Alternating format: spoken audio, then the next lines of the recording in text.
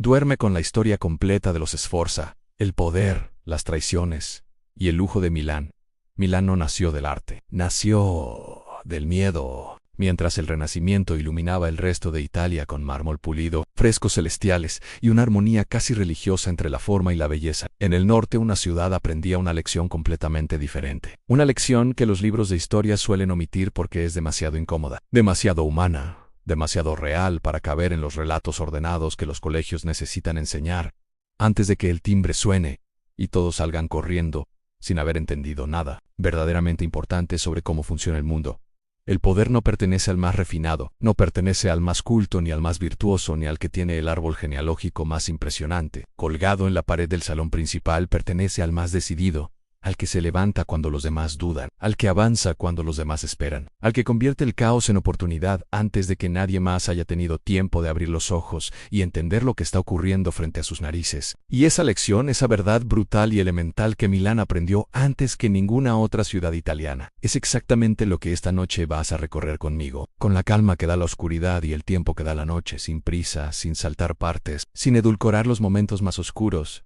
ni inflar artificialmente los momentos más gloriosos. Porque la historia de los Sforza no necesita exageración alguna para ser una de las más fascinantes, más complejas y más instructivas que el Renacimiento italiano nos dejó como herencia, y esa herencia empieza aquí, empieza ahora, empieza en el momento exacto en que un mercenario mira el horizonte de una ciudad sin señor y comprende que el mundo acaba de ofrecerle una oportunidad que ningún hombre cuerdo debería dejar pasar. Los Sforza no eran reyes, no tenían sangre antigua ni genealogías que remontaran a emperadores romanos, ni esa aura de legitimidad divina que las dinastías establecidas usaban como escudo contra cualquier cuestionamiento de su derecho a mandar. Eran mercenarios, hombres que vendían su espada al mejor postor, que cambiaban de bando con la misma frialdad con que un comerciante cambia de mercado cuando los precios no son favorables, que aprendieron desde niños que en el mundo de los condottieri italianos la lealtad era una mercancía más, con precio de entrada y precio de salida, y que el único error imperdonable en esa profesión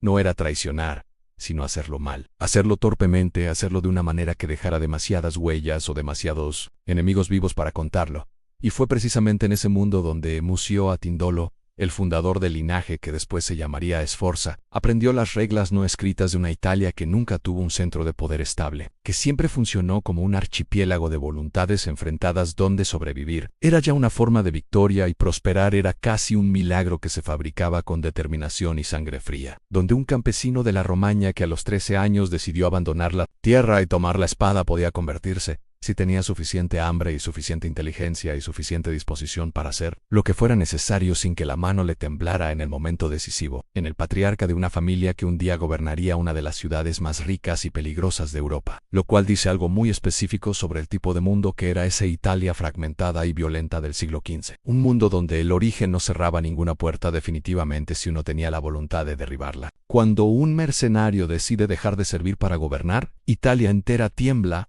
porque ese gesto, ese momento en que el soldado de alquiler deposita su espada, no a los pies de otro señor, sino sobre la mesa de su propio salón del trono, rompe el único contrato social que las élites establecidas habían aceptado como cláusula de seguridad del sistema, que los que tienen fuerza sirven a los que tienen sangre, que el músculo obedece al apellido, que la jerarquía del nacimiento es más poderosa que cualquier victoria en el campo de batalla. Y cuando Francesco Sforza rompió ese contrato, cuando demostró que la fuerza podía no solo conquistar un ducado sino administrarlo con más eficiencia que cualquier heredero legítimo del linaje antiguo, el mensaje que envió al resto de Italia no fue de arrogancia, sino de algo mucho más perturbador. Fue de posibilidad. Fue la demostración viviente de que el orden establecido no era una ley natural, sino una convención mantenida por el miedo colectivo a que alguien tuviera suficiente valor para cuestionarla. Y ese miedo, ese vértigo que sintieron los señores establecidos de Italia cuando vieron a un condottiere sentarse en el trono de los Visconti, gobernar con mano firme y mente clara,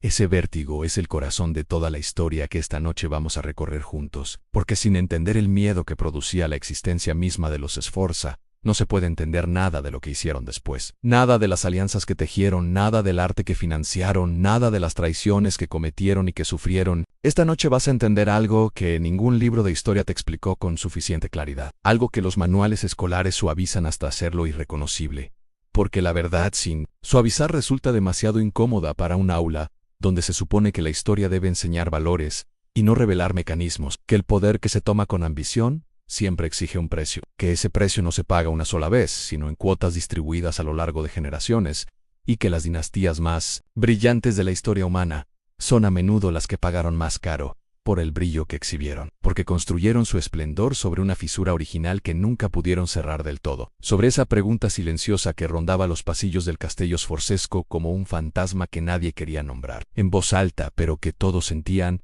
cuando la conversación se detenía un segundo demasiado largo en la mesa de los banquetes. ¿Gobernaban por derecho o por miedo? ¿Era el ducado de Milán una herencia legítima o una conquista disfrazada de continuidad? ¿Y qué pasaría el día que alguien con más legitimidad histórica o simplemente con más ejército decidiera presentarse a cobrar lo que reclamaba como suyo? Esta noche vas a caminar por esos pasillos, vas a sentarte en esas mesas, vas a escuchar las conversaciones que se tenían en voz baja cuando Ludovico Gil Moro salía de la habitación, vas a entender cómo Leonardo da Vinci pintaba, mientras la historia se preparaba para uno de sus giros más dramáticos, y cuando llegues al final de este relato, cuando escuches cómo cae todo lo que se construyó con tanta inteligencia y tanto cálculo, entenderás que los imperios no fracasan por falta de fuerza, sino por exceso de confianza, y que Milán pagó ese precio con una claridad que todavía hoy resulta imposible de ignorar. En el siglo XV, Italia no era un país, era una herida abierta dividida en decenas de ciudades-estado que competían. Se traicionaban, se aliaban y se destruían,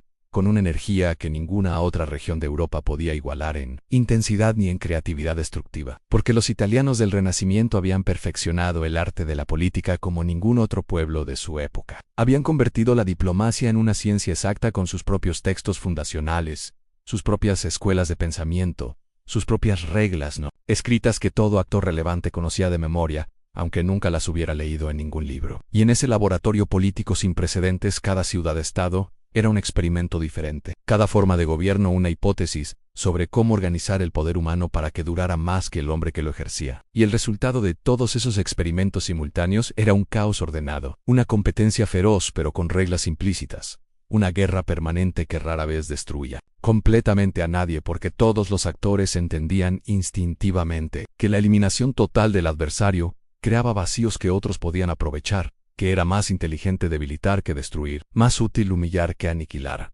más conveniente incorporar que exterminar. Y en ese equilibrio inestable y brillante, en esa Italia que era al mismo tiempo el centro de la civilización occidental y el campo de batalla más peligroso de Europa, Milán ocupaba un lugar único que la convertía en objeto de deseo y en fuente de amenaza permanente para todos sus vecinos. Florencia manejaba el dinero del continente desde las mesas de los Médici. Venecia controlaba las rutas comerciales del Mediterráneo con una frialdad burocrática que admiraban incluso sus enemigos más encarnizados. Roma oscilaba entre la santidad y el escándalo, entre papas que rezaban genuflexos ante el altar y papas que guerreaban con espada en mano por territorios que ningún evangelio había prometido a la Iglesia. Nápoles ardía en disputas dinásticas que llevaban décadas sin resolverse, porque cada resolución generaba nuevas disputas en una cadena que parecía no tener final visible. Y Milán era otra cosa completamente distinta. Milán era el nudo estratégico que quien controlara podía inclinar el equilibrio de toda la península en la dirección que le conviniera, porque Milán era la puerta de los Alpes, la conexión geográfica inevitable entre Italia y el resto de Europa, el punto donde las rutas comerciales del norte convergían con las riquezas del sur, el lugar donde los ejércitos que venían de Francia, de Borgoña, del Sacro Imperio Romano Germánico,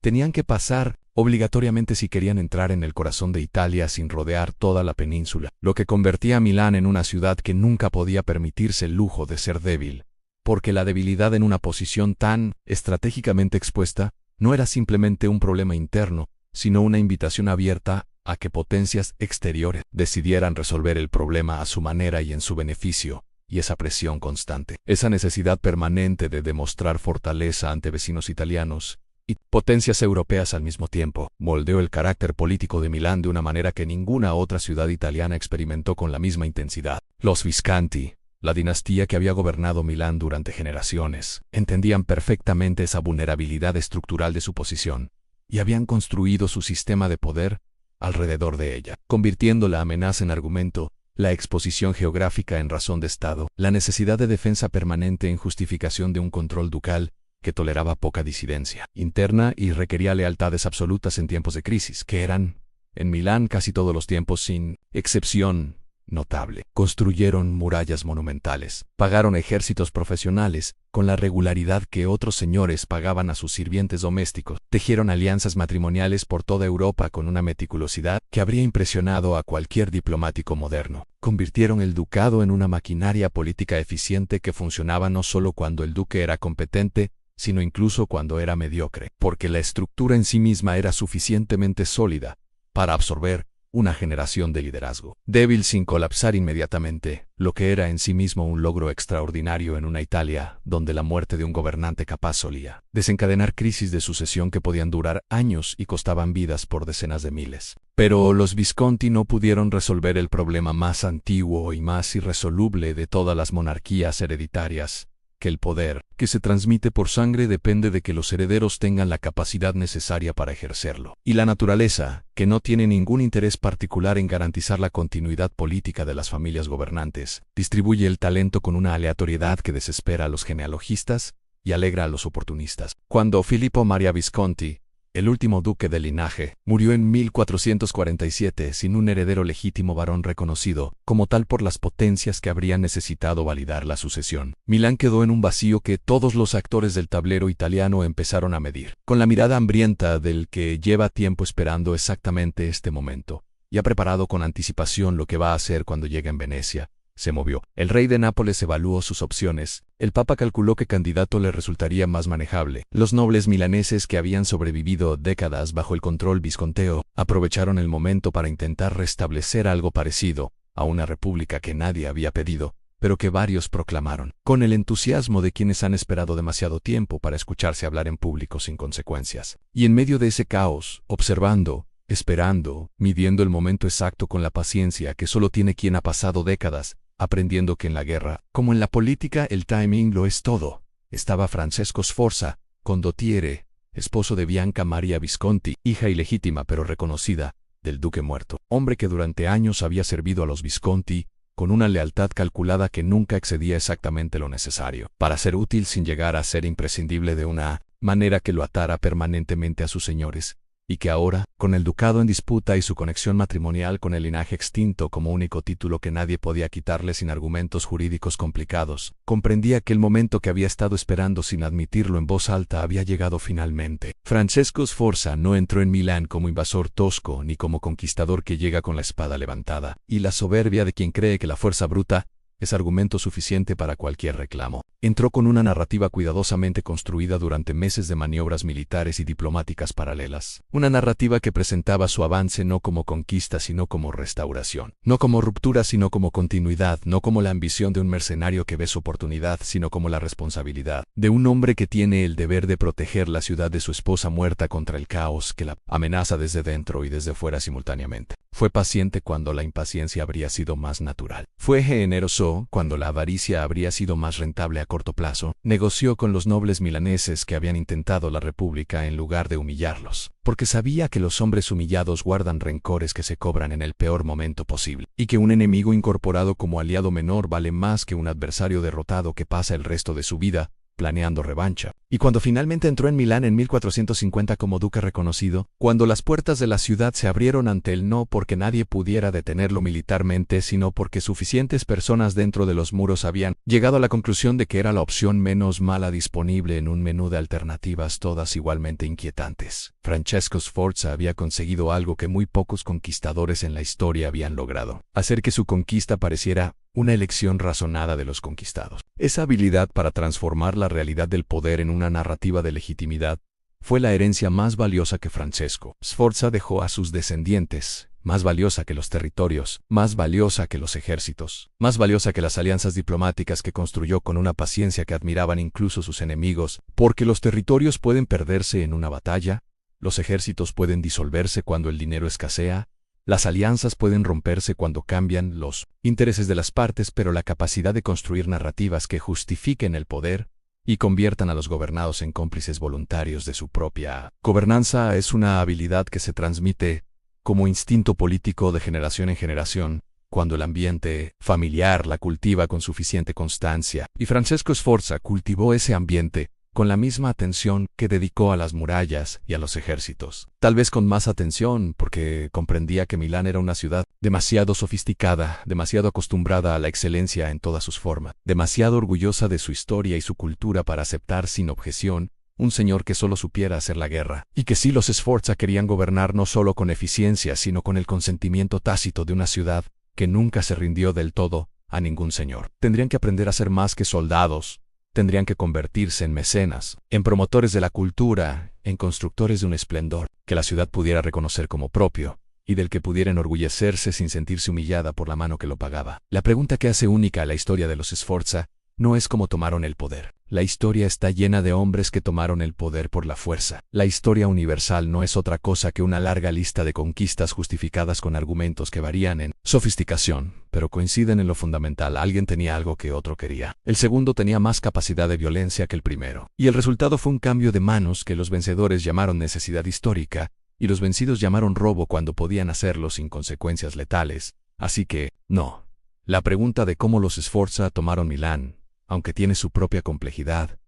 y merece ser respondida con detalle. No es la pregunta verdaderamente fascinante que convierte a esta familia en un caso de estudio que los historiadores llevan siglos analizando sin agotar sus posibilidades interpretativas. La pregunta verdaderamente fascinante, la que no deja dormir a los que se dedican a entender el poder político en todas sus formas y en todos sus contextos históricos, es si los lograron transformar ese poder tomado en algo que se pareciera a la legitimidad. Si consiguieron que Milán y el mundo exterior olvidaran o perdonaran el origen mercenario de la dinastía y comenzaran a tratarlos como lo que querían ser, en una familia ducal con derecho reconocido a gobernar, respetada por emperadores, aceptada por papas, temida por reyes y amada, o al menos tolerada con afecto, por el pueblo que vivía bajo sus murallas, y pagaba sus impuestos con la resignación universal de quien no tiene otra opción, pero prefiere que quien le cobra lo haga con alguna gracia. Para lograr esa transformación de fuerza en legitimidad, los Sforza desarrollaron una estrategia que en el siglo XV no tenía nombre técnico, pero que hoy reconocemos con perfecta claridad porque la hemos visto replicada en contextos completamente diferentes a lo largo de los siglos siguientes. Convirtieron la cultura en propaganda, el arte en legitimación política, el lujo en argumento de autoridad, la belleza en demostración de que el hombre que podía producirla o patrocinarla merecía, por esa sola razón, ser obedecido por quienes no podían hacer lo mismo. Y esa conversión, esa alquimia política, donde el mecenazgo artístico se convierte en instrumento de gobierno sin dejar de ser genuinamente arte, sin reducirse a simple propaganda de régimen que pierde valor estético en el momento en que pierde valor político. Esa alquimia es uno de los fenómenos más extraordinarios que produjo el Renacimiento italiano, y Milán, bajo los Sforza, fue uno de sus laboratorios más productivos y más reveladores, porque en Milán se puede ver con una claridad que otras cortes no ofrecen en la misma medida, como el mecenas y el gobernante son la misma persona con dos máscaras que se ponen y se quitan según la ocasión. Como el artista y el propagandista coexisten en el mismo cuerpo y producen obras que son simultáneamente genuinas en su ambición estética e instrumentales en su función política, y como esa doble naturaleza no las hace menos valiosas ni menos hermosas, sino paradójicamente más complejas y más interesantes para el ojo que sabe lo que está mirando. Francesco Sforza estabilizó Milán con una mano firme que la ciudad necesitaba después de años de incertidumbre y conflicto. Reorganizó las finanzas del ducado con la eficiencia pragmática de quien ha administrado ejércitos, y sabe que la logística es la diferencia entre ganar y perder, no solo batallas sino guerras enteras. Reconstruyó infraestructuras que la inestabilidad del período anterior había dejado deteriorarse. Pacificó territorios que llevaban años en un estado de conflicto intermitente que agotaba recursos y energías que podrían haberse dedicado a cosas más productivas. Demostró, en resumen, que podía gobernar con eficiencia donde los Visconti habían gobernado con tradición, que el nuevo señor de Milán no solo era capaz de tomar el ducado, sino de administrarlo, de una manera que sus habitantes reconocieran como competente aunque no lo amaran con el afecto espontáneo que reservaban para los gobernantes, cuyo derecho a mandar nunca habían cuestionado. Y esa demostración de competencia fue la primera capa de legitimidad que los Sforza construyeron sobre los cimientos de su conquista original, la capa más básica, la más difícil de cuestionar, porque era la más tangible en las murallas reconstruidas. Los canales en funcionamiento, los mercados activos, los caminos seguros son argumentos políticos más poderosos que cualquier genealogía porque son argumentos que los gobernados pueden tocar con las manos y ver con sus propios ojos, sin necesidad de que nadie les explique su significado. Pero fue Ludovico Sforza, el cuarto hijo de Francesco, el hombre que la historia recuerda con el apodo de Gil Moro por la oscuridad de su tez, o de su carácter según qué fuente se consulte, quien llevó la estrategia de legitimación cultural a su expresión más brillante y más peligrosa, quien comprendió con una lucidez que asombra incluso a la distancia de 5 siglos que en el mundo moderno que estaba, naciendo alrededor de él, en ese mundo donde la imprenta empezaba a democratizar la información, y los humanistas debatían sobre la naturaleza del poder en textos que circulaban por toda Europa. La imagen del poder importaba tanto como el poder mismo, que un duque capaz de atraer a los mejores artistas, los mejores ingenieros, los mejores filósofos y los mejores arquitectos del continente, comunicaba a todos los actores del tablero europeo un mensaje que ninguna victoria militar podía transmitir con la misma eficacia, que su corte era un centro de civilización, que su ciudad era el lugar donde el futuro se estaba inventando, que su patronazgo era la garantía de que la inteligencia humana, en su forma más elevada, tenía en Milán un hogar que ningún otro príncipe de Europa podía ofrecer con la misma generosidad y la misma visión de lo que era posible. Y así llegó Leonardo da Vinci a Milán, no como turista del genio que busca inspiración en un ambiente estimulante, sino como profesional reclutado por un mecenas que sabía exactamente qué quería de él y estaba dispuesto a pagarlo. Leonardo llegó a Milán en 1482 con una carta de presentación, dirigida a Ludovico, que hoy es uno de los documentos más estudiados de toda la historia del arte, no por su valor literario sino por lo que revela sobre la mentalidad de ambos hombres y sobre la naturaleza de la relación que estaban a punto de establecer. En esa carta, Leonardo no se presenta principalmente como pintor. No ofrece sus servicios como artista que puede decorar salones y retratar nobles con la habilidad técnica que todos sabían que poseía, sino como ingeniero militar, como diseñador de máquinas de guerra, como constructor de puentes y de armas y de instrumentos de defensa que podrían hacer a Milán inexpugnable ante cualquier enemigo que se atreviera a desafiarla. Y solo al final de esa lista de habilidades prácticas y militares, añade, casi como nota a pie de página, que también puede pintar y esculpir, que también puede crear belleza cuando el mecenas lo requiera, que también tiene esa otra dimensión que los hombres del Renacimiento llamaban arte y que hoy consideramos su contribución más perdurable a la historia humana. Y esa secuencia, ese orden en el que Leonardo presenta sus capacidades a Ludovico, nos dice algo fundamental sobre lo que Milán era y lo que Ludovico necesitaba: no solo belleza, no solo prestigio cultural, sino el tipo de inteligencia práctica y multidisciplinar que podía convertir la corte de los Sforza en una ventaja competitiva real en el mundo de la política y la guerra que no dejaba de presionar desde afuera de las murallas. Bajo el patronazgo de Ludovico, Milán vivió décadas de esplendor genuino, no manufacturado para el consumo externo, no reducible a simple exhibición de riqueza sin sustancia, sino real y vibrante y productivo en formas que todavía hoy podemos verificar, porque las obras quedaron, los canales quedaron, los hospitales que mandó construir y reorganizar quedaron, y sobre todo quedó la Última Cena, esa obra que Leonardo pintó en el refectorio de Santa Maria del Grazie, entre 1495 y 1498, que Ludovico encargó para glorificar la fe cristiana, pero que en su composición geométrica perfecta, en su equilibrio extraordinario entre lo divino y lo humano, en su capacidad de representar 12 personalidades distintas en el espacio de un solo muro con una profundidad psicológica que ningún otro artista de la época podría haber intentado siquiera, comunica exactamente el mensaje que el duque quería enviar al mundo, en que su corte era un lugar donde la inteligencia humana había alcanzado una cima que ningún otro gobernante de Europa podía igualar, que Milán bajo los Sforza era el lugar donde el cielo y la tierra se encontraban, donde la ambición política y la excelencia cultural habían encontrado una forma de coexistir y alimentarse mutuamente que producía algo sin precedente en la historia de la civilización occidental. Pero debajo de todo ese esplendor latía una angustia que nunca desapareció del todo en la conciencia de que el origen mercenario importaba, de que en cualquier momento alguien con más legitimidad histórica podría aparecer en el horizonte y desafiar todo lo que los Sforza habían construido con tanto cálculo y tanta inteligencia. Esta noche no vas a recibir una clase de historia con fechas subrayadas y nombres propios que memorizar para un examen que no existe. Vas a caminar por los mismos pasillos donde se tomaron las decisiones que determinaron el destino de Milán, del Renacimiento italiano, y en una medida que los contemporáneos no podían calcular, pero que la distancia histórica nos permite ver con claridad, del equilibrio político de toda Europa occidental en un período donde las grandes potencias continentales estaban definiéndose a sí mismas, con una velocidad y una violencia que no dejaba tiempo para la contemplación ni para el arrepentimiento. Vas a sentarte en las mismas mesas donde Ludovico il Moro negoció con embajadores franceses, que llegaban con promesas en los labios y ambiciones en los ojos, donde los representantes del Sacro Imperio Romano presentaban propuestas que sonaban a alianza pero olían a trampa, donde los enviados de los Medici florentinos hablaban de amistad, y calculaban en silencio cuánto tiempo faltaba para que Milán dejara de ser un problema y empezara a ser una oportunidad. Vas a escuchar el ruido de esos banquetes donde la música que Leonardo diseñaba para las fiestas cortesanas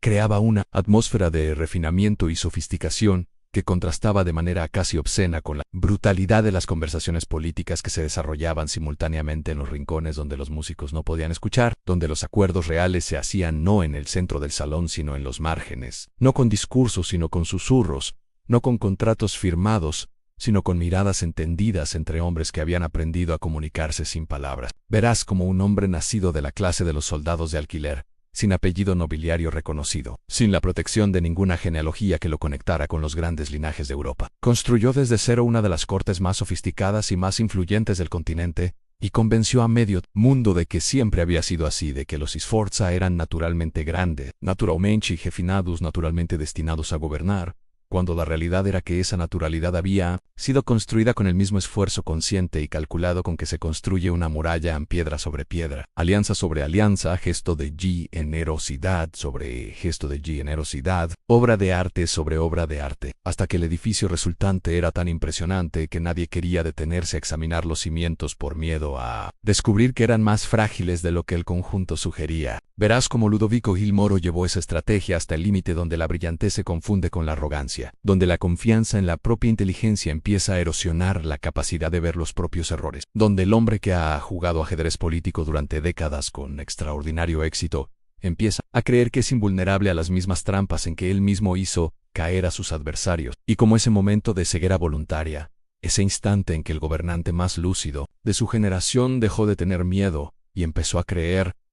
que el mundo le pertenecía para siempre. Fue exactamente el momento en que la historia empezó a preparar su respuesta. Entenderás cómo el arte puede ser al mismo tiempo la expresión más pura de la civilización humana y el instrumento más calculado de la propaganda política. Y cómo esas dos cosas no se contradicen, sino que se alimentan mutuamente en un circuito que solo los más lúcidos saben mantener en equilibrio sin que ninguna de las dos dimensiones devore a la otra. Porque cuando la propaganda aplasta al arte, lo que queda es decoración al servicio del poder sin ningún valor que trascienda la vida del régimen que lo encargó, y cuando el arte ignora completamente su dimensión política, pierde la conexión con la realidad histórica que le da peso y urgencia y relevancia más allá del placer estético inmediato. Pero cuando las dos dimensiones coexisten en tensión productiva, cuando el mecenas tiene suficiente inteligencia para dejar al artista suficiente libertad, y el artista tiene suficiente conciencia política para entender qué está produciendo y para quién, el resultado es obras como La Última Cena. Son al mismo tiempo herramientas de legitimación ducal y monumentos de la humanidad que sobreviven 5 siglos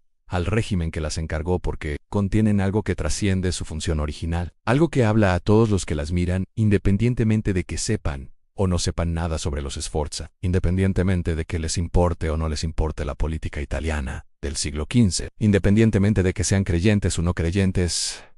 instruidos o no instruidos, contemporáneos del pintor o separados de él por 500 años de historia. Esta historia que vamos a recorrer esta noche es también la historia de una ciudad. Milán no es solo el escenario pasivo donde los Sforza desplegaron sus ambiciones y sus miedos. Milán es un personaje con su propio carácter, su propia historia, su propia forma de absorber y transformar todo lo que le llega desde afuera, y entender cómo Milán respondió a los Sforza, cómo los milaneses negociaron su relación con una dinastía que nunca tuvo la legitimidad perfecta, pero que les ofreció estabilidad, prosperidad y el orgullo de vivir en la ciudad más brillante de Italia. Cómo esa negociación tácita entre gobernantes y gobernados funcionó mientras funcionó, y se rompió cuando se rompió. Es tan importante como entender las decisiones políticas de los dux, porque el poder en última instancia no existe en el vacío, no existe como fuerza abstracta que se ejerce sobre una población que no existe o que no importa. El poder existe en la relación entre quien lo ejerce y quien lo acepta o lo rechaza, y los Sforza navegaron esa relación con más inteligencia que la mayoría de sus contemporáneos, aunque no con suficiente inteligencia para evitar el final que la historia les tenía reservado. Y entender ese final, entender por qué colapsó todo lo que se había construido con tanto cuidado y tanta visión, es la lección más valiosa que esta historia puede ofrecer a cualquiera que esté dispuesto a escucharla con la atención que merece. El lujo que construyeron los Sforza no era simple ostentación de riqueza. Era un argumento político tan sofisticado como cualquier tratado diplomático, tan calculado como cualquier movimiento de tropas en un campo de batalla, tan cargado de significado para quienes sabían leerlo como cualquier documento oficial firmado por el duque y sellado con su sello. Cuando Ludovico organizaba torneos y espectáculos cortesanos de una magnificencia que dejaba sin habla a los embajadores extranjeros que los presenciaban, no estaba simplemente divirtiéndose con el dinero de sus súbditos, estaba comunicando en el único lenguaje universal que todas las cortes europeas podían leer independientemente de sus diferencias culturales y lingüísticas, el lenguaje del exceso controlado, de la riqueza que se derrama con calculada generosidad, de la abundancia que demuestra que quien la exhibe tiene suficiente para permitirse ese derroche y suficiente confianza en la permanencia de su posición para no necesitar ahorrar para tiempos difíciles. Cuando encargaba a Leonardo que diseñara los mecanismos escénicos para las representaciones teatrales de la corte, mecanismos que hacían descender ángeles del techo y surgir dioses del suelo con una precisión técnica que el público nobiliario no podía sino atribuir a magia o a genialidad, estaba demostrando que su corte tenía acceso al tipo de inteligencia que podía convertir lo imposible en espectáculo. Y esa demostración tenía consecuencias políticas tan reales como cualquier alianza militar que pudiera firmar. Y verás, finalmente, como todo lo que se construyó con tanta inteligencia y tanto cálculo, con tanta paciencia y tanta visión estratégica, puede derrumbarse en semanas cuando la realidad exterior decide ignorar los cálculos del gobernante más astuto y presentarse con una brutalidad que ninguna sofisticación cultural puede neutralizar, porque los ejércitos no respetan los frescos, los reyes extranjeros no se detienen ante las academias filosóficas,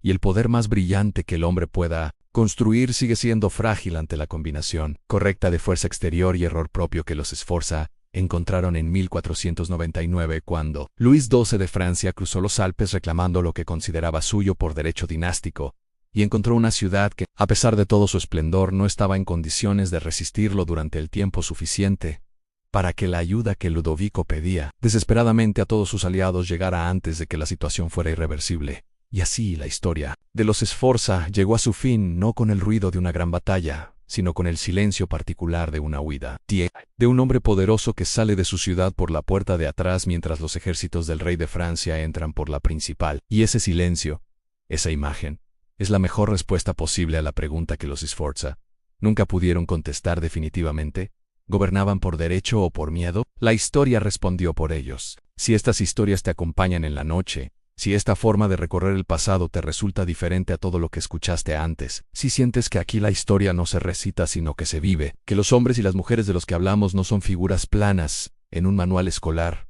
sino seres humanos extraordinariamente complejos que tomaron decisiones en condiciones que no eligieron, con información incompleta, con miedos que nunca admitieron en público y con ambiciones que a veces ni ellos mismos sabían nombrar con exactitud. Entonces, hay algo que puedes hacer ahora mismo antes de continuar con la segunda mitad de esta historia. Algo que te llevará exactamente 2 segundos y que garantizará que ninguna de las historias que vienen después llegue demasiado tarde a tu pantalla, porque el algoritmo decidió que no era suficientemente activo en este canal para merecer que te la mostrara.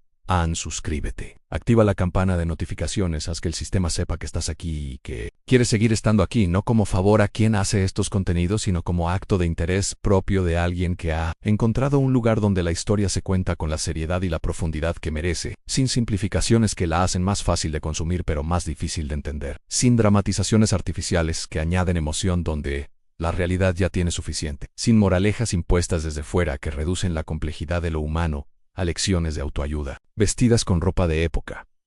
Aquí no repetimos leyendas, las desarmamos. Buscamos las grietas en los relatos oficiales, los matices que las versiones heroicas o villanas eliminan, porque la complejidad no vende tan bien como la claridad moral. Las motivaciones que los libros de texto consideran demasiado ambiguas para ser pedagógicas o demasiado oscuras para ser presentables a un público que se supone debe salir de la experiencia educativa, con valores reforzados, y no con preguntas multiplicadas. Ludovico Gil Moro no era un villano de cuento. Francesco Sforza no era un héroe de epopeya. Bianca Maria Visconti no era una víctima pasiva del matrimonio político que la usó como instrumento de la ambición de su esposo. Eran seres humanos extraordinariamente complejos navegando circunstancias que no eligieron en un mundo que no tenía manual de instrucciones y que cambiaba más rápido de lo que cualquier gobernante podía anticipar completamente. Y esa complejidad es la única forma honesta de contarlos, porque cualquier otra forma los traiciona, y al traicionarlos nos priva de la verdadera lección que tienen para ofrecer, que no es una lección sobre el pasado lejano, sino sobre el presente inmediato, sobre cómo funciona el poder en cualquier época y en cualquier escala, sobre qué hace que los sistemas políticos duren o colapsen, sobre qué papel juega la cultura en la legitimación de la autoridad, sobre por qué la confianza excesiva es el principio del fin de cualquier empresa humana, por brillante que sea su origen y por sólida que parezca su estructura. Lo que aún no hemos contado esta noche cambiará la forma en que miras el Renacimiento para siempre. Ludovico Gil Moro era el cuarto hijo de Francesco Sforza, lo que en el sistema hereditario del siglo XV significaba que en condiciones normales, en un mundo que funcionara según las reglas que se suponía debían gobernar la sucesión dinástica, no debería haber gobernado nunca. Debería haber sido un noble de segunda fila, con tierras suficientes para vivir con dignidad y poder suficiente para ser respetado sin ser temido, uno de esos hombres que aparecen en los márgenes de los documentos históricos, como testigos de actos que protagonizan otros, como firmantes de tratados que negociaron otros, como personajes cuya importancia consiste principalmente en estar presente cuando suceden cosas importantes sin ser ellos mismos la causa de esas cosas importantes. Pero Ludovico no era un hombre de márgenes, era un hombre de centros, de núcleos, de puntos de confluencia donde todas las líneas del poder convergen y se vuelven manejables para quien tiene la inteligencia y la voluntad de sentarse exactamente en ese punto y no moverse de él por ninguna presión que pueda aplicarle. Nadie desde ninguna dirección, y esa cualidad, esa centralidad casi física que irradiaba en cualquier espacio que ocupara, la había desarrollado durante años de observación silenciosa en la corte de su padre Acos en Q. Los hermanos Mayo Res hacían y deshacían mientras él miraba y calculaba y aprendía los errores de los demás, con la atención de quien sabe que no tendrá derecho a cometer los propios. El ducado correspondía a Gian Ghelazzo, el hijo de Ghelazzo María Sforza, sobrino de Ludovico, un joven que heredó el título con toda la carga simbólica que eso implicaba, pero sin el carácter, ni la voluntad, ni la inteligencia política necesarios para ejercerlo, en un mundo donde la debilidad era una invitación abierta, que los actores del tablero italiano leían y respondían con una rapidez que no dejaba margen para el aprendizaje lento, donde un duque que dudaba demasiado antes de decidir era un duque que dejaba espacio para que otros decidieran por él, donde la firmeza no era una opción entre varias, sino la condición mínima de supervivencia política, en un entorno que no tenía ninguna compasión estructural por los que no podían ejercerla. Ludovico comenzó como regente del joven duque, terminó como señor absoluto de Milán. El proceso que separó esas dos posiciones fue gradual, calculado con una paciencia que habría resultado admirable si no fuera tan deliberadamente oscura en sus métodos, nunca tan explícito como para provocar una reacción violenta de los aliados, del legítimo heredero que habrían tenido razones y argumentos suficientes para intervenir si Ludovico hubiera mostrado demasiado abiertamente lo que estaba haciendo, pero nunca tan lento como para dejar dudas sobre quién tomaba realmente las decisiones. En el Castello Sforzesco, sobre quién firmaba los documentos que importaban, sobre quién recibía a los embajadores extranjeros y les decía lo que Milán pensaba sobre los asuntos que a todos interesaban. La relación de Ludovico con Leonardo da Vinci es uno de los estudios de caso más fascinantes de la historia de las relaciones entre poder y creatividad que cualquier periodo histórico ha producido. No porque fuera una relación de iguales, que no lo era, y ninguno de los dos lo pretendía, sino porque era una relación donde ambas partes obtenían exactamente lo que necesitaban del otro, sin que ninguna de las dos necesidades cancelara la de la otra parte, lo cual es una forma de equilibrio extraordinariamente rara en cualquier relación de mecenazgo, donde lo habitual es que las necesidades del mecenas terminen dominando las del artista de una manera que corrompe el resultado o lo limita de maneras que el propio artista puede identificar, aunque no siempre puede corregir sin perder el patrocinio que le permite vivir y trabajar. Ludovico necesitaba de Leonardo su inteligencia práctica, su capacidad de resolver problemas técnicos que nadie más en Milán podía abordar con la misma competencia, su valor como símbolo viviente de que la corte de los Sforza atraía a los mejores talentos del mundo conocido, y su habilidad como organizador de espectáculos y festividades que convirtieran cada celebración cortesana en una demostración de poder, sofisticación que los invitados llevarían en la memoria de vuelta a sus cortes de origen. En Leonardo necesitaba de Ludovico tiempo, recursos, el acceso a materiales y a conocimientos que solo un mecenas con las posibilidades económicas de un duque podía garantizar, y la libertad suficiente para perseguir sus propias investigaciones en los márgenes del tiempo que le dejaban sus obligaciones cortesanas. Durante los años que Leonardo pasó en Milán, entre 1482 y 1499, el Renacimiento milanés alcanzó su expresión más completa y más característica, una expresión que era diferente en tono y en énfasis a la que florentinos y venecianos habían desarrollado en sus propias ciudades, menos interesada en la perfección formal por sí misma, y más preocupada por la utilidad práctica del conocimiento, más dispuesta a mezclar arte y ciencia en combinaciones que los puristas de otras tradiciones habrían encontrado impropias, más abierta a la experimentación técnica como camino hacia la belleza, como si Milán, ciudad de ingenieros y de soldados antes que de filósofos y de poetas, hubiera encontrado en Leonardo el artista que podía traducir su propio carácter en lenguaje estético sin traicionar ninguno de los dos registros. Leonardo pintó retratos de las amantes de Ludovico con una penetración psicológica que ningún retratista anterior había intentado con tal consistencia. Diseñó el sistema de canales y esclusas que permitió a Milán mejorar su red de comunicaciones fluviales con el resto del ducado. Planificó la catedral de Pavia en conversación con los mejores arquitectos de la época. Concibió máquinas de guerra que sus contemporáneos no podían construir, pero cuyas intuiciones anticipaban desarrollos que tardarían siglos en materializarse. Y en el refectorio de Santa Maria delle Grazie, trabajando con una lentitud que exasperaba a los frailes que necesitaban que el muro terminado para organizar su vida comunitaria, fue construyendo semana tras semana la obra que lo inmortalizaría. La última cena no fue encargada por Ludovico como ejercicio de piedad religiosa, aunque la piedad religiosa fuera el argumento oficial que justificaba el encargo ante cualquier observador externo, fue encargada como afirmación de identidad cultural y política, como demostración de que la corte de los Sforza podía producir algo que ninguna otra corte europea podía igualar, como punto de referencia permanente que anclaría la reputación de Milán como capital cultural del continente mucho más allá de la vida de cualquier individuo que hubiera participado en su creación. Ludovico eligió el refectorio de Santa Maria delle Grazie, no arbitrariamente, sino porque ese convento era el preferido de la familia Sforza como lugar de enterramiento y devoción, lo que convertía la obra en una declaración de continuidad entre la fe cristiana, el patronazgo familiar y la aspiración cultural que los tres elementos juntos simbolizaban. Leonardo, por su parte, abordó el encargo no como pintor que ejecuta un tema iconográfico establecido, siguiendo las convenciones que todos conocen y esperan, sino como investigador que se hace preguntas que nadie antes había formulado con esa precisión.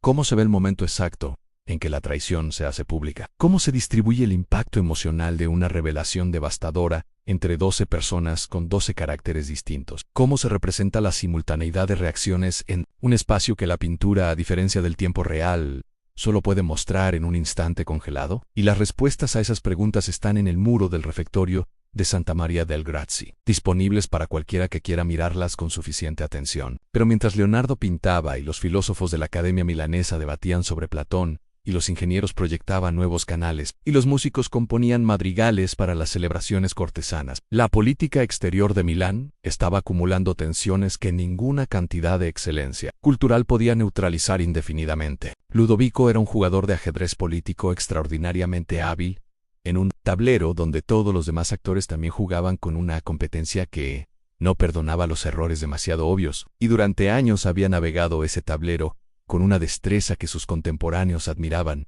aunque no siempre amaran, manteniendo a Milán en una posición de influencia desproporcionada respecto a sus recursos reales mediante una combinación de alianzas cambiantes, matrimonios estratégicos, sobornos bien distribuidos, y la permanente amenaza implícita de que Milán podía siempre buscar nuevos aliados si los actuales no se comportaban de la manera que Ludovico consideraba apropiada. El problema era que ese sistema de equilibrios precarios requería una atención constante que no podía relajarse nunca, una actualización permanente de los cálculos que tenía en cuenta cualquier cambio en las posiciones de los actores relevantes, y que cualquier error de evaluación, cualquier suposición incorrecta sobre las intenciones o las capacidades de cualquier jugador importante, podía desencadenar una cascada de consecuencias que el sistema no tenía mecanismos para absorber, porque había sido diseñado para el equilibrio y no para el desequilibrio, para la estabilidad y no para la crisis. El error que definió el destino de Ludovico y de los Sforza no fue un error de detalle, sino un error de categoría. No fue equivocarse sobre un dato específico,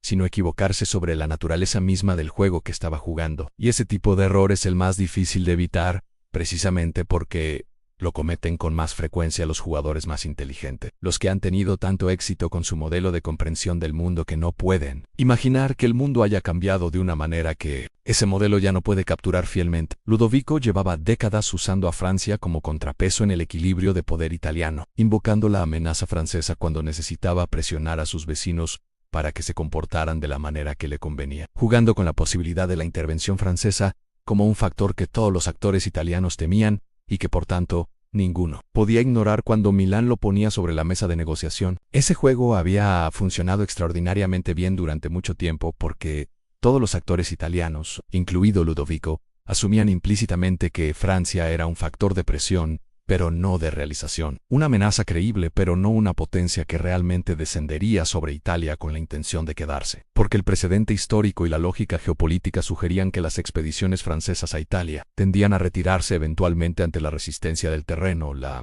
distancia de las líneas de suministro y la complejidad política de mantener territorios tan alejados de la base del poder real. En 1494, cuando el rey Carlos VIII de Francia comenzó a moverse hacia Italia reclamando el reino de Nápoles como herencia dinástica que consideraba suya por derecho histórico, Ludovico no se opuso, sino que facilitó el paso, creyendo que podía usar esa expedición francesa para sus propios propósitos y controlar sus consecuencias desde la distancia segura de quien mueve las piezas del tablero, sin estar directamente en el campo de batalla. Carlos VIII descendió por Italia, con una velocidad que dejó a todas las potencias de la península sin tiempo para reaccionar de manera coordinada. Tomó Nápoles en cuestión de meses. Demostró que los estados italianos, a pesar de toda su sofisticación política y cultural, no estaban en condiciones de resistir militarmente a una potencia europea de primer orden que decidiera comprometerse seriamente con una campaña en la península. Y cuando Carlos se retiró finalmente, cuando la coalición que se formó tardíamente contra él lo obligó a volver a Francia dejando Nápoles,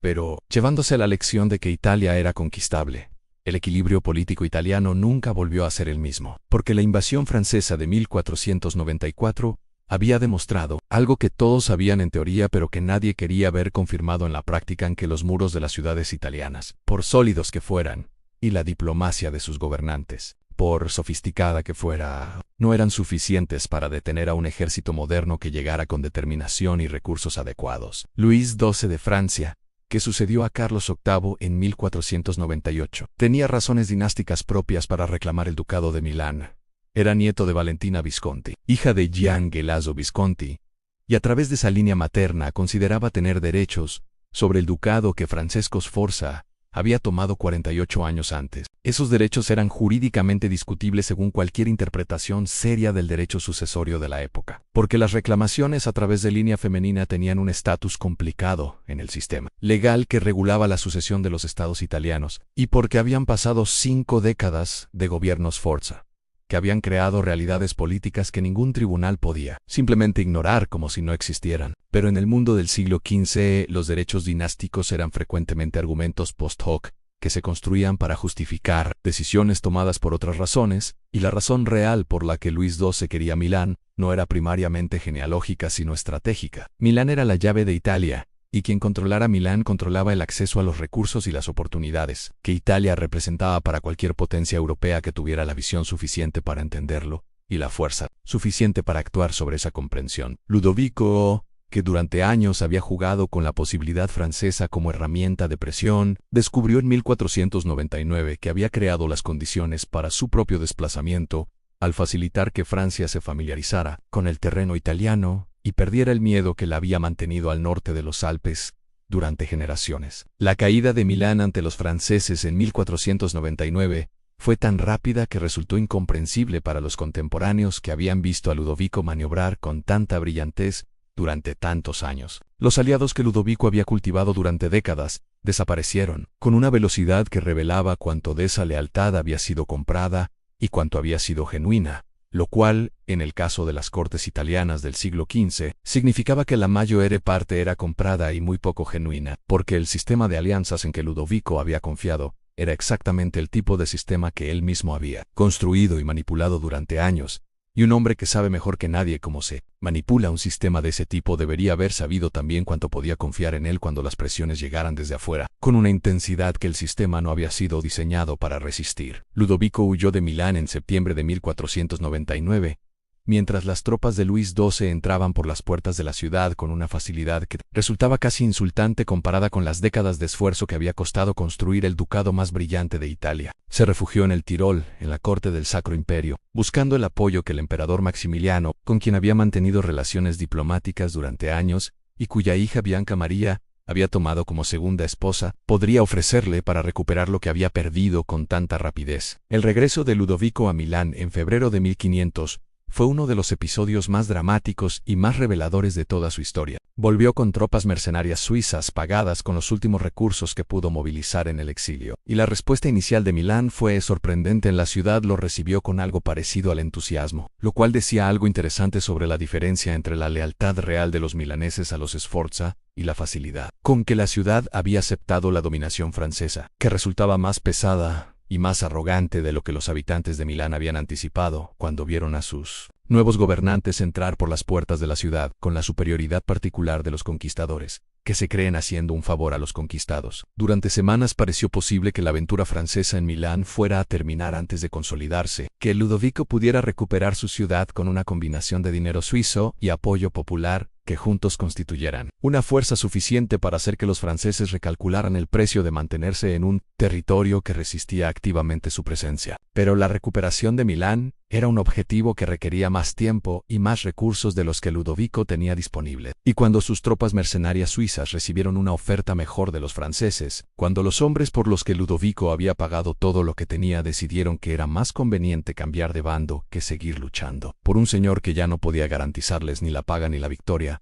el círculo se cerró con una simetría casi poética. El descendiente de mercenarios fue traicionado por mercenarios. El hombre que había construido su poder sobre la capacidad de comprar lealtades, descubrió en el momento más crítico de su vida que la lealtad comprada tiene exactamente el precio que alguien más puede ofrecer en el momento equivocado, y que cuando ese alguien más hace la oferta con suficientes garantías de éxito, la transacción se realiza con la misma frialdad mercantil con que cualquier otra transacción se realiza en un mundo donde la guerra es también un negocio y los soldados son también trabajadores que evalúan sus opciones laborales con criterios que no tienen nada que ver con la lealtad o la gratitud o el honor y todo que ver con la supervivencia y la rentabilidad. Ludovico fue capturado cerca de Novara en abril de 1500, entregado a los franceses por los mismos suizos que habían cobrado su dinero para defenderlo, y transportado a Francia, donde pasó el resto de su vida como prisionero en el castillo de Loches, en el valle del Loira, rodeado de la belleza particular de uno de los paisajes más refinados de Europa, en una prisión dorada,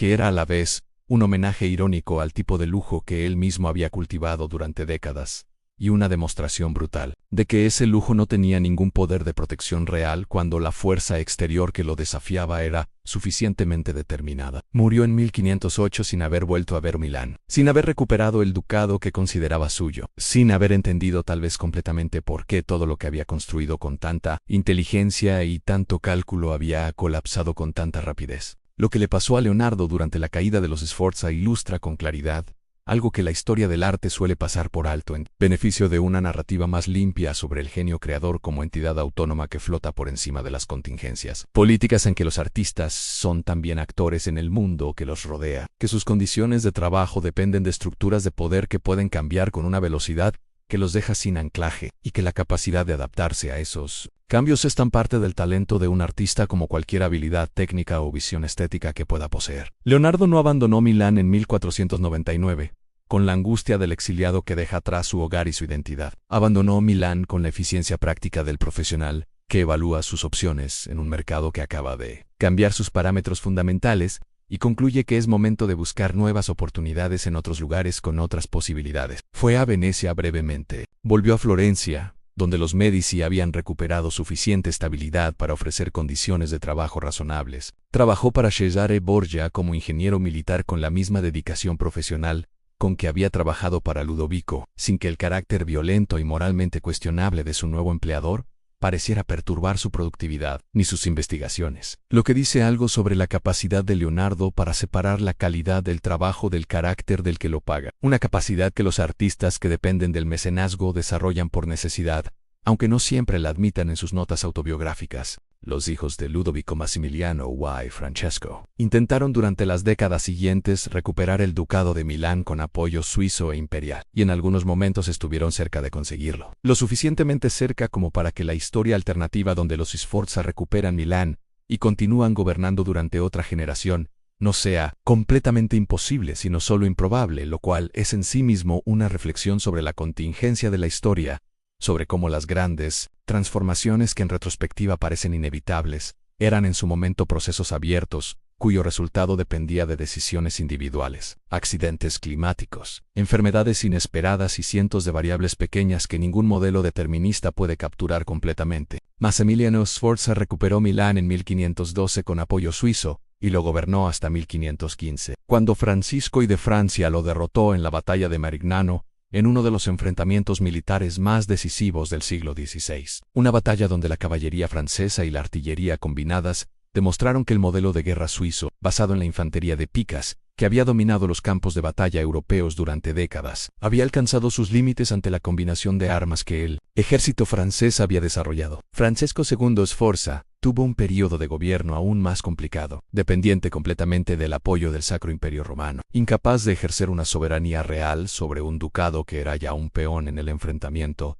entre Francisco I de Francia y Carlos V del Sacro Imperio que definiría la política europea durante la primera mitad del siglo XVI. El final del Ducado de Milán como entidad política independiente llegó con la muerte de Francesco II Sforza en 1535, sin herederos directos, en un contexto donde la rivalidad entre Francia y el Imperio había resuelto ya quién era el poder dominante en Italia. Carlos V, rey de España y emperador del Sacro Imperio, incorporó Milán a la corona española como ducado dependiente, poniendo fin a 90 años de historia Sforza con la misma lógica dinástica que había guiado toda la política italiana del período, la lógica donde los derechos de sucesión eran el lenguaje oficial de decisiones que en realidad se tomaban en función de la fuerza relativa de los actores y de los equilibrios que cada momento específico permitía sostener. Milán como ciudad sobrevivió, por supuesto. Las ciudades tienen una capacidad de supervivencia que excede con mucho la de las dinastías que las gobiernan, y Milán bajo el dominio español se transformó gradualmente en una de las grandes ciudades del imperio, perdiendo la intensidad política del período Sforza,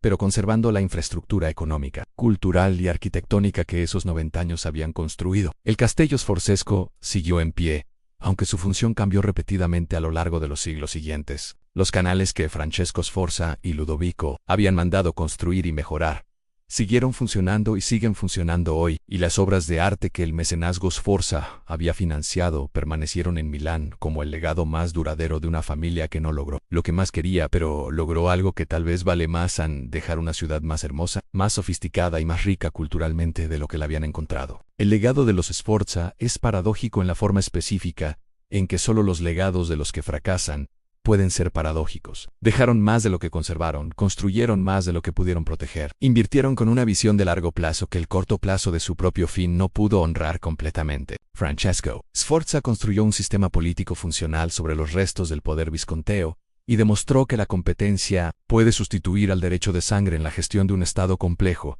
sin que el Estado colapse inmediatamente, lo cual era en sí mismo una contribución teórica a la ciencia política del Renacimiento que Maquiavelo, que observó los procesos italianos de ese período con la atención del analista político más agudo de su generación, incorporó en El Príncipe de una manera que los Sforza habrían reconocido como descripción fiel de lo que habían intentado hacer. Ludovico Gil Moro demostró que el arte puede ser simultáneamente genuino y político, sin que ninguna de esas dos dimensiones cancele a la otra, y que la inversión en cultura produce retornos que exceden con mucho la vida del inversor original, lo cual es una lección que los gobernantes de todas las épocas aprenden con mayor o menor velocidad según su inteligencia y su disposición a pensar más allá del corto plazo. Y juntos, Francesco y Ludovico y todos los Sforza, que gobernaron entre ellos, dejaron una pregunta abierta que todavía hoy no tiene respuesta definitiva. ¿Puede el poder tomado por la fuerza transformarse en legitimidad duradera? ¿O la fisura original de toda conquista es demasiado profunda para ser cerrada por ninguna cantidad de arte, de diplomacia o de buena gestión? Si el poder, la traición, el lujo calculado y la caída de los que creyeron haber resuelto el enigma de la permanencia te fascinan, si has llegado hasta aquí con la sensación de que esta historia no es solo historia sino también espejo, que lo que pasó en Milán en el siglo XV dice algo sobre lo que pasa en cualquier lugar donde los humanos se organizan alrededor del poder y empiezan a creer que lo que han construido es más sólido de lo que es. Entonces, estás exactamente en el lugar correcto y hay exactamente una cosa que puedes hacer ahora para asegurarte de que este tipo de contenido siga llegando a ti sin que el algoritmo decida por su cuenta y sin consultarte que hay otras cosas que te interesan, más o que no has sido suficientemente activo en los últimos días para merecer ser recordado. Suscríbete a este canal y activa las notificaciones, no como gesto de apoyo a quien hace los videos, sino como acto de cuidado hacia tu propia curiosidad, como decisión de proteger ese espacio mental donde las historias del pasado se convierten en instrumentos de comprensión del presente, como afirmación de que prefieres dedicar el tiempo que tienes para escuchar algo a historias que te hacen más inteligente sobre el mundo, en lugar de historias que simplemente te distraen del mismo, sin ninguna plusvalía que puedas llevarte cuando terminen. Los imperios pueden caer, las dinastías terminan, los palacios se convierten en museos, y los frescos que un día decoraban el salón privado del hombre más poderoso de Italia se convierten en destino de turistas que no saben nada de los Sforza, pero que se detienen unos segundos frente a la última cena con la intuición de que están ante algo que los excede, aunque no puedan explicar exactamente por qué. Pero las historias que revelan por qué los imperios caen, las historias que desmontan el mecanismo visible para mostrar el engranaje invisible, las historias que tratan a los actores históricos no como héroes o villanos, sino como seres humanos complejos, que tomaron decisiones comprensibles en circunstancias comprensibles, y produjeron resultados que ninguno de ellos habría podido predecir completamente. Esas historias permanecen, porque hablan de algo que no envejece en la naturaleza del poder humano y sus límites, la tensión entre la ambición y la realidad, la distancia siempre presente entre lo que los gobernantes creen que están construyendo y lo que realmente construyen cuando la historia tiene tiempo de evaluarlo sin la presión del momento. Eso es lo que hacemos aquí. Y si eso es lo que buscas cuando la noche se abre y el silencio te da espacio para escuchar, este es tu lugar, suscríbete y, porque los Sforza ya terminaron, pero las historias que los revelan acaban de empezar. El Castello Sforzesco permanece, no como ruina, sino como presencia viva en el centro de una ciudad que ha cambiado a su alrededor de maneras que Francesco Sforza no podría haber imaginado en ninguno de sus sueños más optimistas sobre la permanencia de lo que estaba construyendo, pero que también ha conservado suficiente de lo que él construyó, como para que cualquiera que camine por sus alas con suficiente atención pueda sentir el peso de la historia acumulada en sus muros, pueda imaginar las conversaciones que se tuvieron en esos espacios, pueda tratar de entender qué clase de ambición construye algo así, y qué clase de realidad termina siendo insuficiente para protegerlo del tiempo y de los enemigos y de los propios errores que los más poderosos cometen, precisamente porque son poderosos. Y el poder tiende a erosionar la capacidad de ver los propios límites con la claridad que los que están afuera de él suelen mantener más tiempo. Las murallas que Francesco mandó reforzar siguen en pie. Los canales que Ludovico mejoró con la ayuda de Leonardo todavía llevan agua por la llanura padana. El hospital que los Sforza fundaron y dotaron como parte de su estrategia de legitimación cultural a través del servicio público sigue siendo, en sus sucesivas transformaciones y ampliaciones a lo largo de 5 siglos, uno de los grandes hospitales de Europa. La ciudad que creyeron que les pertenecía para siempre, siguió siendo la misma ciudad de ambición e inteligencia y ferocidad creativa que encontraron cuando llegaron, solo que con nuevos dueños, nuevas formas y la misma energía irreductible que había hecho de Milán el lugar que merecía ser gobernado por los mejores, porque nada menos que los mejores podía estar a la altura de lo que la ciudad exigía. Maquiavelo conocía la historia de los Sforza, la usó en El Príncipe, ese texto que los gobernantes de todos los siglos siguientes han leído con una mezcla de admiración y incomodidad. Los Sforza aparecen como ejemplo de lo que un hombre de Vert, de capacidad y de energía, puede lograr en un mundo donde la fortuna, el azar, la contingencia histórica, da oportunidades que solo los preparados pueden aprovechar. Francesco Sforza es para Maquiavelo el ejemplo positivo del príncipe nuevo, del hombre que crea su propio poder sin heredarlo, que demuestra que la Vert puede vencer a la fortuna si es suficientemente grande y suficientemente bien dirigida. Y al mismo tiempo, en el análisis maquiavélico de por qué los estados se pierden, en la descripción de los errores que llevan a los príncipes al colapso, los Sforza también aparecen como ejemplo de advertencia, como demostración de que la misma inteligencia que construye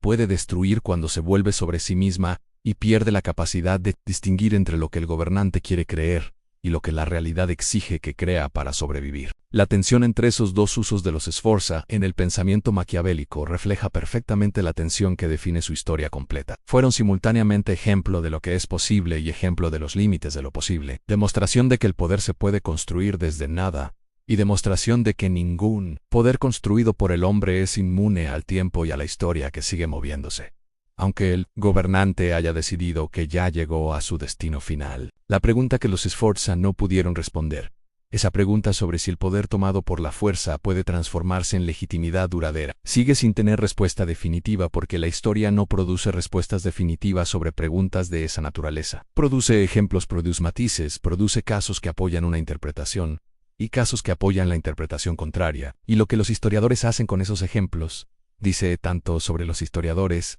y sobre su época como dice sobre los eventos y los actores que están estudiando. Lo que sí podemos decir con certeza, lo que la historia de los Sforza demuestra sin ambigüedad posible, es que la legitimidad es un proceso y no un estado, que no se alcanza nunca completamente, sino que se mantiene o se pierde, según la capacidad del gobernante para gestionar la distancia entre lo que reclama como derecho y lo que los gobernados están dispuestos a aceptar como tal, y que esa gestión requiere una atención constante, una disposición permanente a actualizar los cálculos y las estrategias, una humildad ante la realidad exterior, que ningún exceso de confianza en la propia inteligencia puede sustituir sin consecuencias que eventualmente se hacen imposibles de ignorar. Los Sforza tuvieron esa atención durante generaciones, la perdieron en el momento más peligroso, y el resultado fue la historia que has escuchado esta noche. La historia de un esplendor real que no pudo sostenerse a sí mismo indefinidamente, porque ningún esplendor humano puede hacerlo, porque esa es la condición de todo lo que los hombres construyen con ambición y talento y energía en el tiempo limitado que tienen disponible. Milán sobrevivió, los Sforza no. El Ártico. El castillo permanece. Los frescos aún respiran en los muros donde Leonardo los dejó hace 5 siglos, deteriorados por la humedad y el tiempo y las malas restauraciones y las guerras que pasaron sobre ellos, y bajo ellos, sin respetarlos completamente, aunque tampoco destruyéndolos del todo. Como si la historia hubiera decidido que merecían sobrevivir aunque en forma disminuida, aunque como sombra de lo que fueron en el momento en que la mano que los creó todavía podía retocarse. Todavía podía corregir, todavía podía añadir el detalle final que convertiría la obra buena en obra maestra. La dinastía que creyó dominar el destino descubrió una verdad que los más sabios de su época podrían haberles repetido si hubieran querido escucharla, y si los poderosos tuvieran la costumbre de escuchar verdades que no confirman lo que ya quieren creer, que el poder no pertenece a quien lo toma sino a quien sabe cuándo retirarse, que los imperios no mueren por debilidad sino por la incapacidad de reconocer sus propios límites antes de que la realidad exterior se los marque de una manera que ya no admite negociación. Los Sforza construyeron lujo sobre ambición y ambición sobre oportunidad. Y en ese orden de construcción está tanto su grandeza como su fragilidad, porque la oportunidad es siempre temporal y la ambición que no tiene más fundamento que ella misma termina revelando su contingencia en el momento más inoportuno. No fueron villanos, no fueron héroes. Fueron humanos que tocaron la cima y no supieron que la cima siempre tiene el mismo problema, que desde ella solo se puede bajar, y que la única pregunta que importa es si esa bajada la decides tú o la decide alguien más por ti. Y en el silencio nocturno del Castello Sforzesco, si escuchas con atención, si dejas que el peso de 5 siglos se pose suavemente sobre el final de esta historia, aún se oye el eco de copas brindando por victorias que ya sabían frágiles. Duerme ahora. Milán descansa. Pero el poder nunca duerme del todo.